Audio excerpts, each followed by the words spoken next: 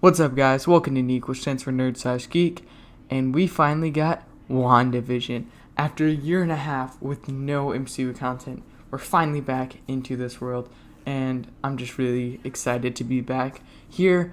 So, this will be a spoiler review, but I will do my quick non-spoiler thoughts for the first two episodes of WandaVision. So let's get started.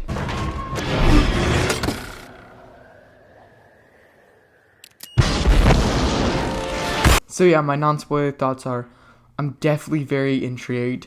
I watched the first episode, and then very much needed to watch the second episode, and very much want to watch the third episode. It very much keeps you wanting more to figure out what is happening and what is going on. And then I also was entertained the entire time. I did find it actually really funny. I was afraid I wasn't gonna like these early episodes because they're all just like more straight up sitcoms. And I'm not a big fan of these old sitcoms, but I actually very much enjoyed them and enjoyed all the sitcom elements. I really enjoyed these first two episodes, and I can't wait to see where it goes next. So yeah, let's dive in talking about episode 1. So it starts off right into the sitcom. Well, first you have the new Marvel intro, which I thought was pretty nice, but then you start right into the sitcom. It starts with a sitcom theme. It's actually written by the people who wrote all the music for Frozen and Coco, and a bunch of stuff. They had to write a new theme song for each episode. So this one's very 50s inspired. So we start right off with that intro. We see that Wanda and Vision moved into this new neighborhood and stuff. And it's kind of interesting. They're like, okay, we're starting right into it. They're not going to explain anything. We're just right into it. I was wondering, okay, is that the right way to do things? But then we start getting into it more, and you have this calendar where they have a heart here, and it's kind of like a typical sitcom stuff where the people don't know what the occasion is. In a bunch of sitcoms you'll have the anniversary that someone forgets and stuff and doesn't know what it is.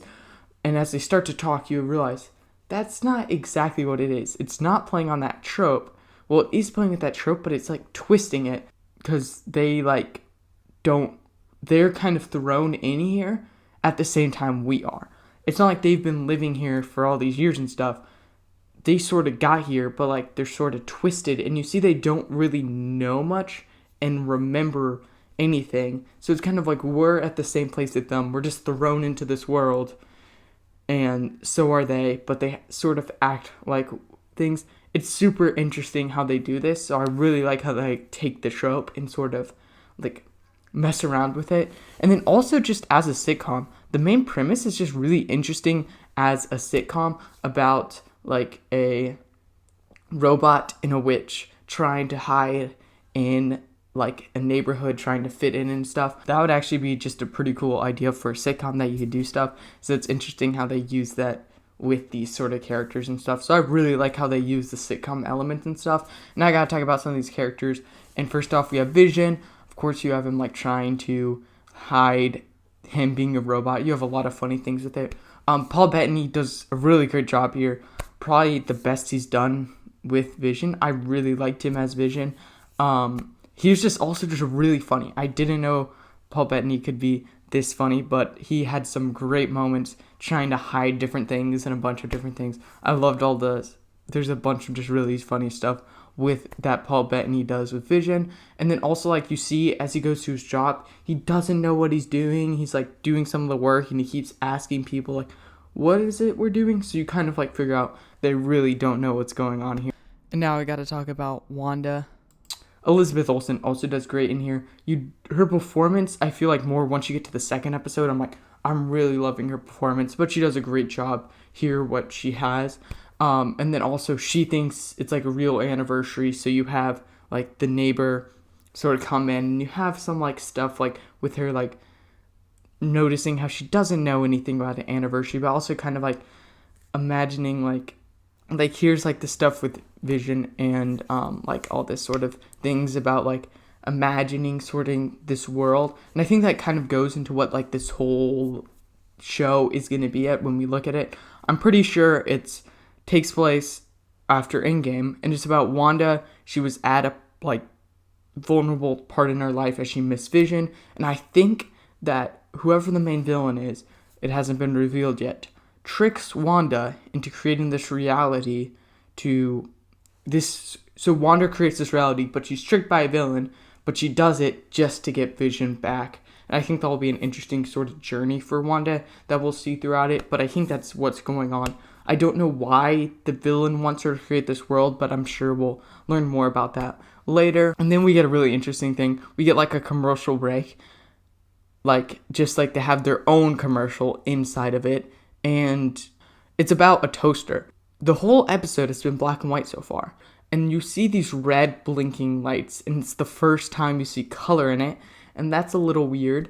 And then they say the phrase in the commercial, "Forget your past, this is your future."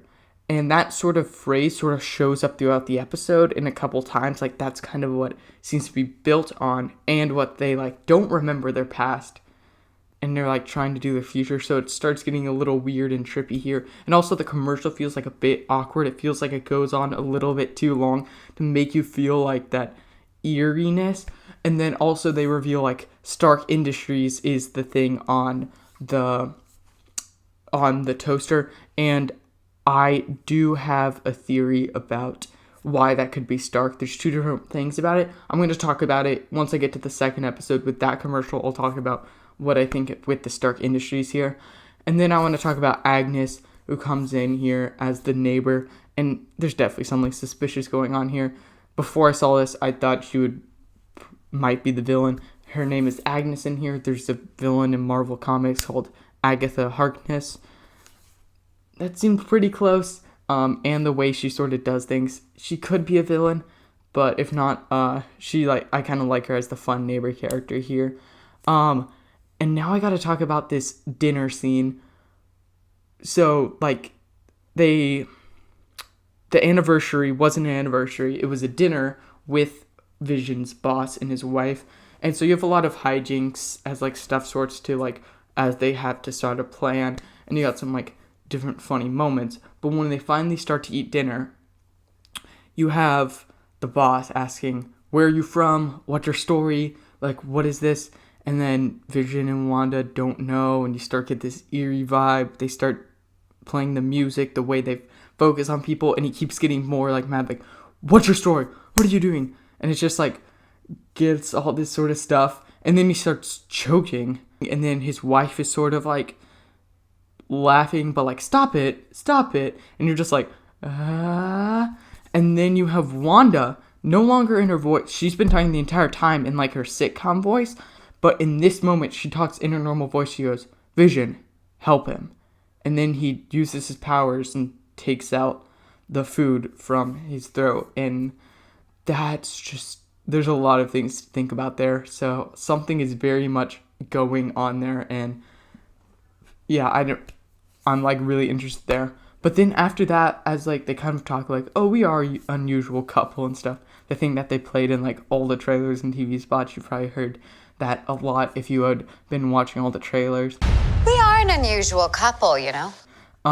But then it cuts out. It's sort of Vision is holding some sort of remote, which I don't really know, but it sort of cuts out. It starts playing credits, but then you zoom out and you see it's on a TV in a sort of, you see it's on a desk with all this sort of things, and someone is watching it and taking notes. So someone inside of it is watching WandaVision, which is just really interesting. And then you'll also notice you see this symbol a lot in the episodes, and the symbol looks like the sword symbol, the sword logo, which is it's a different division in it. There's SHIELD in Marvel. There's also this thing called Sword in the comics, and they've hinted at Far From Home at the end credit scene. So I think this is our first time seeing Sword in action, which is pretty interesting. And you'll also notice the sword logo shows up a lot in the previous episode.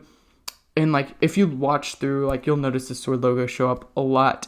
So something is going on with Sword, but I think that Sword is where Darcy and Randall Park's character, Jimmy Woo, are going to sort of show in. They're trying to get in to save Wanda. So they're watching it, trying to sort of get in. You sort of see in this trailer this sort of bubble I think they're trying to like get in there. They're taking notes, trying to find out, is there a way they can get in there? So that kind of leads me into episode 2. So last episode was inspired by 50s sitcoms, and this one is inspired by 60s sitcoms. This cold opening, which has multiple different things that sort of connect into the episode. First off, there's like this weird noise going on and this banging, and like they kind of play it for laughs, like, oh, something like is going on, and they're like scared and stuff, but it actually seems to have some sort of importance to the big plot going on. And then also you have some hints about what happens at the end of the episode, which is what's revealed at the end of the episode. They kind of hint it with that scene. And then you have a new intro. They did a new intro, this time inspired by the 60s sitcom, so that was pretty cool. Like, they do like an animated thing. And then after that, you kind of get into, they're trying to like start like a magic act, like for like a talent show, but they're trying to like, they're deciding, should they do the actual magic or no, like their actual powers and stuff, and they decide to not use their actual powers because they want to fit in. That's what Wanda says, and that kind of shows up a lot throughout this episode. And then as she goes outside, you see this toy helicopter, which once again is colored, and it's mostly red, which is the main color we have seen whenever there's something is in color. And if you see Wanda pick it up, it has the sword logo on it. So my theory here is that the helicopter was a real helicopter. They tried flying it into the barrier, like into the bubble, but once it got past, it got turned into this toy helicopter, and that's why it's colored here. Then you're introduced to Monica Rambeau, who we know it's Monica Rambeau because they announced that this is going to be Monica Rambeau, but she introduces herself as Geraldine. But actually not at first. At first she goes, "What's your name?" She goes, and then she says Geraldine. So that's something very interesting here. There's something weird going on. My theory is she was the person in the helicopter, so she got sent through, that got turned into a toy, and she kind of forgot who she is. Sort of like Wanda and Vision don't really know what's going on. She doesn't know what's going on. She didn't know her name or anything, and that sort of thing. And then you have this scene with the radio, and it's like with Dottie, who's like the person of like the committee, and you have like Wanda cleaning up, and the radio is playing music, and then you randomly hear like, Wanda, who's doing this to you, Wanda? Wanda. And then Dottie breaks her cup, and the blood is red. So that's another time we see color, and it's red once again, and then it gets back into the sitcom elements. So I think that goes back to the people we know are gonna be trying to save Wanda, and Wanda didn't necessarily do this fully on purpose. I think she sort of did, but someone sort of tricked her.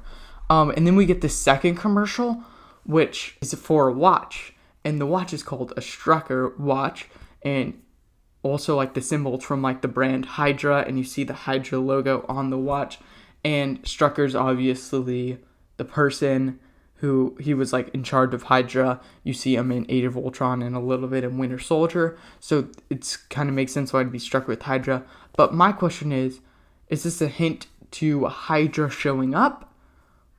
That's like one thing, Hydra could show up, but then why would the other thing be Stark? So my actual theory is that each of the commercials will relate to something in Wanda's past. Obviously, in Age of Ultron, she talks about how the Stark Industries missile was the thing that killed her parents. So Stark Industries would be a very important thing of there. And then also, of course, Hydra and Strucker would be very important because she was part of Hydra, and Strucker and Hydra were the ones that gave her her powers. So those are two very important things to her past. So I think that's what it could be doing.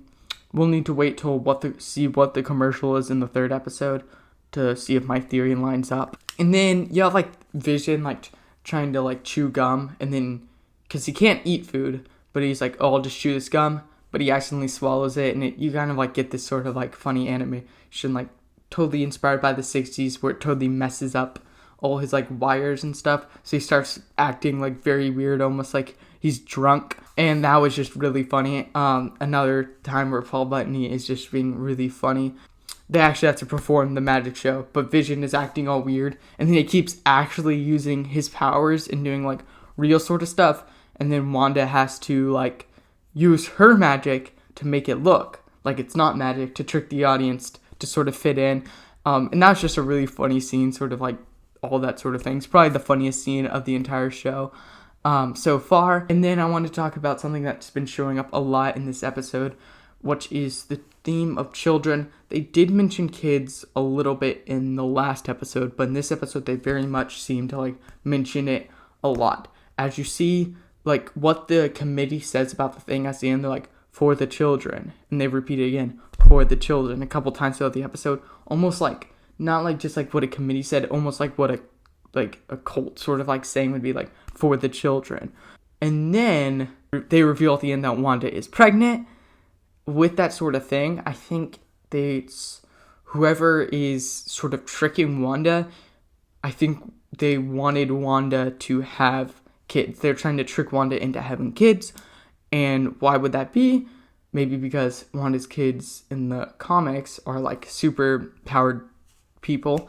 And maybe they want to use her kids who have their powers for like their own thing or something. I don't know, but that seemed very much interesting about all the mentions about children in it.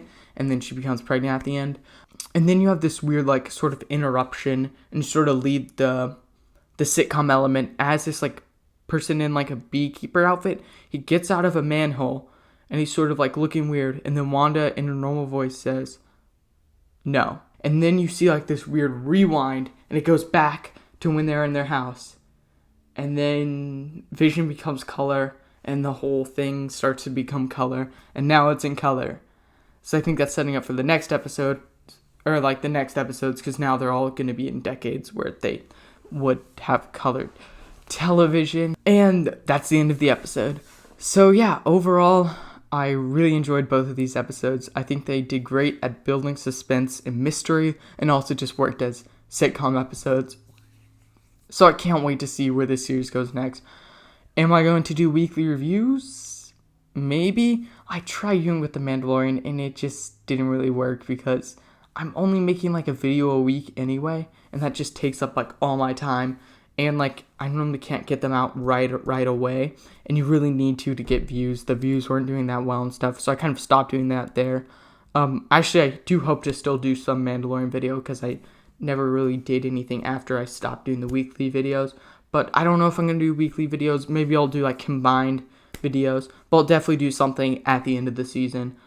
But yeah, that's my review for the first 2 episodes of WandaVision. So yeah, comment down below what you thought about the episodes. Please like and subscribe, and keep watching Neek.